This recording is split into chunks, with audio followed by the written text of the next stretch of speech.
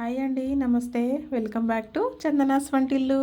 ఇవాల్టి మన వీడియోలో సోయా చంక్స్తో మన సింపుల్ రెసిపీ ఏ విధంగా చేసుకోవాలో ఒక రెసిపీ మీకు చూపిస్తానండి. ఈ విధంగా ఒకసారి ట్రై చేసి చూడండి, చాలా బాగుంటుంది. మామూలుగా మనం సోయా చంక్స్తో ఏ కర్రీ చేయడానికి వెళ్ళినా కొంచెం టేస్ట్ తక్కువగా అనిపిస్తుంది కదా, అలా కాకుండా టేస్టీగా అనిపించేలాగా నేను మీతో ఒక రెసిపీ షేర్ చేస్తాను. మీరు కూడా ట్రై చేసి చూడండి. ఒకసారి ఇలా ట్రై చేసి చూసి టేస్ట్ చేసి ఎలా వచ్చిందో తప్పకుండా ఒకసారి అయితే కామెంట్ చేయండి. ప్రాసెస్ కూడా ఏం లేదు, సింపుల్గా ఉంటుంది.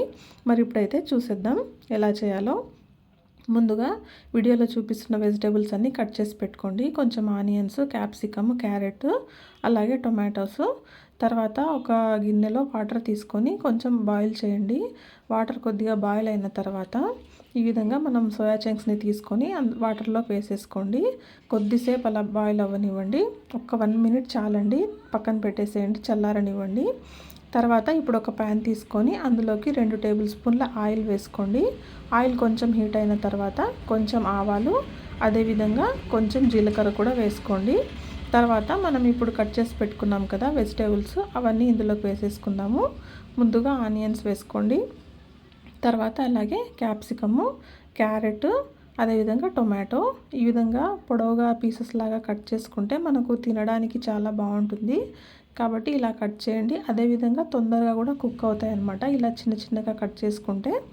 సో ఈ విధంగా కట్ చేసి వేసుకోండి వెజిటేబుల్స్. దీంతోపాటు మీకు ఇంకా ఏమైనా వెజిటేబుల్స్ కావాలన్నా యాడ్ చేసేసుకోవచ్చండి. మనకి ఏ వెజిటేబుల్స్ అయితే నచ్చుతాయో ఆ వెజిటేబుల్స్ కూడా యాడ్ చేసుకోండి. కొద్దిసేపు మూత పెట్టి మగ్గించండి.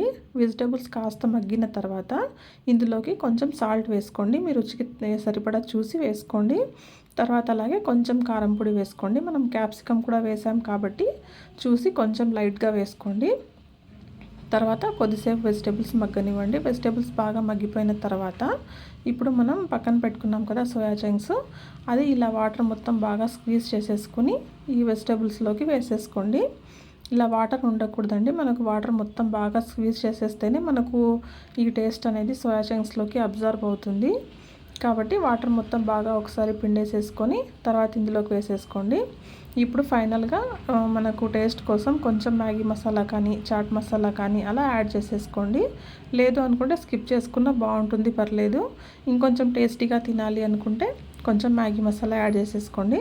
యాడ్ చేసి ఒక్క 2 మినిట్స్ అలా లో ఫ్లేమ్లో పెట్టామంటే అంతే అండి, మనకు రెడీ అయిపోతుంది. ఇది మనం స్నాక్ లాగా కూడా తీసుకోవచ్చు, లేదా ఇది చపాతీలో కూడా తినచ్చండి, చాలా బాగుంటుంది. ఈవినింగ్ స్నాక్ లాగా కూడా చేసుకొని తినచ్చు. ఇది అంటే ప్రోటీన్ కంటెంట్ ఎక్కువ ఉంటుందండి దీంట్లో, చాలా బాగుంటుంది. ఇప్పుడు నాన్ వెజ్ తీసుకొని వాళ్ళు, చికెన్ తినని వాళ్ళకు ఇలా సోయా చంక్స్తో ప్రిపేర్ చేసుకుంటే చికెన్ తిన్నట్టుగా ఉంటుంది. మనకు చికెన్లో ఎంతైతే ప్రోటీన్ లభిస్తుందో అంతకంటే ఎక్కువగానే సోయా చంక్స్లో మనకు ప్రోటీన్ ఉంటుంది. కాబట్టి హెల్తీ ఫుడ్ అనే చెప్పవచ్చు. అండ్ ఈజీ రెసిపీ, బ్యాచిలర్స్ కూడా ఈజీగా చేసేసుకోవచ్చు, తొందరగా చేసేసుకోవచ్చు. కాబట్టి తప్పకుండా మీరు కూడా ఒకసారి ట్రై చేయండి. మన ఛానల్ కనుక ఎవరైనా ఫస్ట్ టైం చూస్తుంటే ఒకసారి ఛానల్ విజిట్ చేసి వీడియోస్ చూసి లైక్ చేయండి, షేర్ చేయండి, సబ్స్క్రైబ్ చేయండి. Thank you.